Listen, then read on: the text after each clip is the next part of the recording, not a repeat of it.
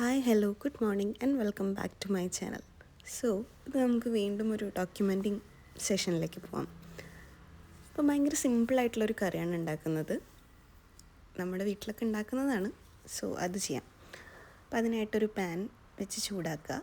അതിലേക്ക് ഒരു 2 table spoon of വെളിച്ചെണ്ണ ആഡ് ചെയ്യുക. എന്നിട്ട് അതൊന്ന് ചൂടാവണ വരെ വെയിറ്റ് ചെയ്യാം. ബേസിക്കലി നമ്മളിപ്പോൾ താളിക്കൽ പരിപാടിയാണ് ചെയ്യുന്നത്. അതിലേക്ക് ഒരു 1 ടീസ്പൂൺ ഓഫ് കടുക് ആഡ് ചെയ്യാം. കടുക് പൊട്ടുന്നത് വരെ വെയിറ്റ് ചെയ്യാം. അപ്പോൾ ഇത് ഈസിയസ്റ്റ് കറിയാണെന്ന് പറയാൻ കാരണം ഇതിൽ ഒരുപാട് ഇൻഗ്രീഡിയൻസ് ഒന്നുമില്ല. ഇതൊരു നോർമൽ ഭയങ്കര ഈസി ആയിട്ട് നമുക്ക് ഉണ്ടാക്കാവുന്ന കുറച്ച് ചൊടിയുള്ള എന്നൊക്കെ പറയില്ലേ, അങ്ങനത്തെ ഒരു കറിയാണ്. അപ്പോൾ കടുകൊക്കെ പൊട്ടി വരുന്നത് വരെ വെയിറ്റ് ചെയ്തിട്ട് ഫ്ലെയിം ഹൈ ആവരുത്, കാരണം കടുക് കരിയും. അത് കഴിഞ്ഞ് അത് പൊട്ടിക്കഴിഞ്ഞാൽ നമ്മൾ ഒരു 2 തണ്ട് കറിവേപ്പില, 2 വറ്റൽമുളക് നടു കീറിയിട്ട് അതും കൂടെ ഇതിലേക്ക് ആഡ് ചെയ്യാം. അപ്പോൾ അത്രയും കൂടെ ആഡ് ചെയ്ത് ഒന്ന് വെയിറ്റ് ചെയ്തിട്ട് ഒരു 8 to 10 പച്ചമുളക് നടു കീറിയതും ഒരു വലിയ കഷ്ണം ഇഞ്ചി ചതച്ചതും ഇതിലേക്ക് ആഡ് ചെയ്ത് നന്നായിട്ട് ഇളക്കുക. ഇതിൻ്റെ ഒരു പച്ചമണം പോകണം.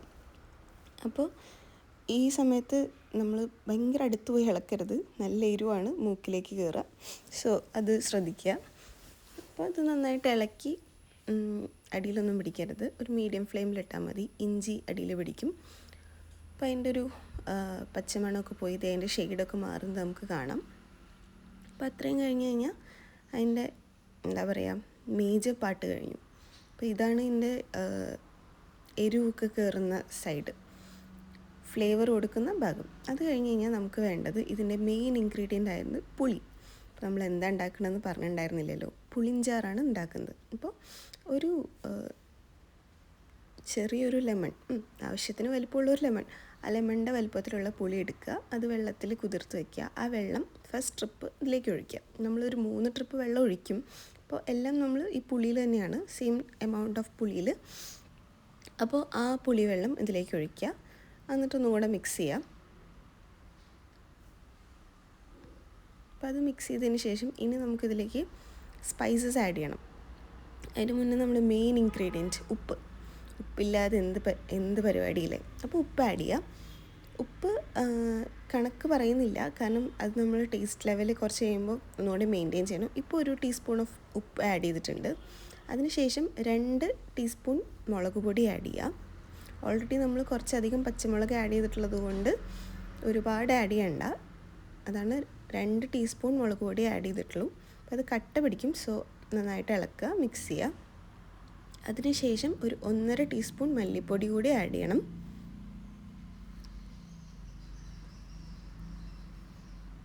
പിന്നെ നമുക്ക് വേണ്ടത് ഒരു 1/4 ടീസ്പൂൺ മഞ്ഞൾപ്പൊടിയാണ്. ഇത്രയും ആണ് പൊടികളായിട്ട് നമ്മളിതിലേക്ക് ആഡ് ചെയ്യുന്നത്. അപ്പോൾ ഇത് 3ഉം കൂടെ ആഡ് ചെയ്ത് കഴിഞ്ഞ് കഴിഞ്ഞാൽ പൊടികളുടെ ആഡിങ് കഴിഞ്ഞു.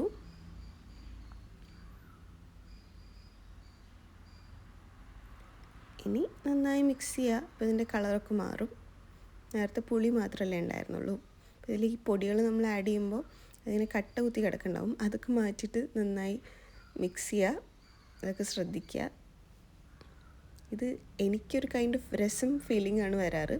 രസത്തിൽ കുറച്ചും കൂടി ഹെൽത്തി ആയിട്ടുള്ള സാധനങ്ങളുണ്ട്. ഞാൻ പറഞ്ഞ പോലെ നമ്മളിത് വീണ്ടും ആ പുളിയിൽ വെള്ളം ഒഴിച്ചിട്ട് ഒന്നും കൂടെ ആ വെള്ളം നമ്മളിതിലേക്ക് ഒഴിച്ചു.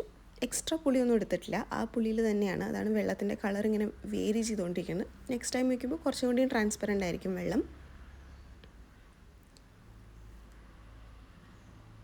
ഇനി ഇതിലേക്ക് നമുക്ക് വേണ്ടത്, ഇപ്പോൾ പുളിയായി, ഉപ്പായി, എരിവായി, മധുരം വേണമല്ലോ. അതിനാണ് നമ്മൾ 1 ടീസ്പൂൺ ഓഫ് പഞ്ചസാര കൂടി ആഡ് ചെയ്തിട്ടുണ്ട്. ഒന്നും കൂടെ വെള്ളം ഒഴിക്കുക, കാരണം ഇത് നമുക്കൊന്ന് തിളപ്പിക്കണം. ഇത്രയും കാര്യങ്ങൾ ഇതിൽ ആഡ് ചെയ്യാനുള്ളൂ, ഇനിയൊന്നും ആഡ് ചെയ്യാനില്ല. പിന്നെ ഇത് നമുക്ക് നന്നായി തിളപ്പിക്കണം. അപ്പോൾ തിളപ്പിക്കുമ്പോൾ ഇതിൻ്റെ ക്വാണ്ടിറ്റി കുറയുമല്ലോ, അതിനാണ് നമ്മൾ കുറച്ചും കൂടെ വെള്ളം ഒഴിച്ചത്. അപ്പോൾ ഇത്രയായിട്ട് നന്നായി മിക്സ് ചെയ്യാം. ഇനി ഇതിലൊന്നും ചേർക്കാനൊന്നുമില്ല. കുക്കിംഗ് സെഷൻ കഴിഞ്ഞു. ഇനി നന്നായി തിളയ്ക്കുന്നത് വരെ വെയിറ്റ് ചെയ്യണം. അപ്പോൾ ബൈ ദ ടൈം നമുക്ക് ഇതിൻ്റെ ടേസ്റ്റൊക്കെ നോക്കാം. വല്ല ഉപ്പോ എരിവോ എന്തെങ്കിലും കുറവുണ്ടെന്നുണ്ടെങ്കിൽ ഇപ്പം ആഡ് ചെയ്യാം. അപ്പോൾ നമ്മളിത് സ്ഥിരം ഉണ്ടാക്കുന്നത് കാരണം പ്രത്യേകിച്ചൊന്നും ആഡ് ചെയ്യാനില്ല. അപ്പോൾ ഈ ടൈമിൽ നമുക്ക് നോക്കിയിട്ട് എന്താ വെച്ചാൽ ആഡ് ചെയ്യും. നന്നായി തിളയ്ക്കണം. തിളച്ചിട്ട് ആ വെള്ളത്തിലേക്ക് നമ്മുടെ ഇഞ്ചിയുടെയും പച്ചമുളകിൻ്റെയും ഒക്കെ ഫ്ലേവർ നന്നായിട്ട് ഇൻഡ്യൂസ്ഡ് ആവണം. അപ്പോഴാണ് ഇതിനൊരു ചൊടി ഉണ്ടാവുള്ളൂ. അപ്പോൾ അതിനാണ് നമ്മളിത് നന്നായി തിളയ്ക്കണം എന്ന് പറയുന്നത്. ഒരു 5 മിനിറ്റിനും കൂടുതൽ തിളച്ചോട്ടെ. അപ്പോൾ അതിൻ്റെ ഒന്ന് വറ്റും ചെയ്യും, ആ വെള്ളത്തിൻ്റെ കുത്ത് പോകും, നല്ലൊരു ഗുമ്മുള്ള കറിയായിരിക്കും. ഭയങ്കര ഈസിയാണ്, കുറച്ച് ഇൻഗ്രീഡിയൻസേ വേണ്ടൂ. അപ്പോൾ നമുക്ക് എപ്പോൾ വേണമെങ്കിലും ഉണ്ടാക്കാവുന്ന ഒരു സിമ്പിൾ സില്ലി കറി. ഇതൊക്കെ പണ്ട് അമ്മൂമ്മയുടെ റെസിപ്പീസാണ്. അമ്മ ഉണ്ടാക്കുന്നു, ഞങ്ങൾക്കും ഇഷ്ടമായതുകൊണ്ട് ഞങ്ങളും ഉണ്ടാക്കുന്നു. അപ്പോൾ നമുക്ക് എപ്പോഴെങ്കിലും ഉണ്ടാക്കണം എന്ന് ഉണ്ടെങ്കിൽ അമ്മേനെ വിളിച്ച് ചോദിക്കണ്ടല്ലോ. അതിനാണ് ഞാനിതിന് ഡോക്യുമെൻറ്റിക് സെഷൻ എന്ന് പേരിട്ടിട്ടുള്ളത്. സോ ഇതിൻ്റെ കൂടെ നമുക്ക് നല്ലൊരു ഉപ്പേരിയോ അല്ലെങ്കിൽ എന്തെങ്കിലും ഒരു മീൻ വറുത്തതോ, ഉണക്കമീനാണ് കോമ്പിനേഷൻ. ഉണക്കമീൻ ഇഷ്ടമില്ലാത്തവർക്ക് നല്ല ചിക്കൻ ഫ്രൈയോ നോർമൽ പച്ചമീൻ ഫ്രൈയോ അങ്ങനെ എന്ത് വേണമെങ്കിലും പോവാം. എല്ലാം ഇതിൻ്റെ കൂടെ സൂപ്പർ കോംബോ ആണ്. ഇതൊന്നും ഇല്ലെങ്കിലും നല്ല ചൂട് ചോറിൻ്റെ മേലെ ഇതിങ്ങനെ ഒഴിക്കുക, എന്നിട്ട് മറ്റേ രസം ഒഴിച്ച് കഴിക്കണ പോലെ നമുക്ക് കഴിക്കാം. അപ്പോൾ എന്തായാലും കറി ഉണ്ടാക്കി, പിന്നെ ഉണക്കമീൻ ഇല്ലാത്ത പരിപാടി വേണ്ട, നമുക്ക് ഉണക്കമീൻ കൂടെ ഫ്രൈ ചെയ്തേക്കാം. അപ്പോൾ അത് രണ്ടും കൂടെ സെറ്റായി കഴിഞ്ഞ് കഴിഞ്ഞാൽ സംഭവം സെറ്റ്. അപ്പോൾ ഇതാണ് കറിയുടെ ഫൈനൽ ലുക്ക്. ഇത് നമുക്ക് ആ ഉള്ളി ഇഞ്ചിയൊക്കെ വേണമെങ്കിൽ ഒന്ന് ഒരു കോരിയെടുക്കുന്ന സംഭവം കൊണ്ട് കോരിയെടുക്കാം. That's all. Thank you. By.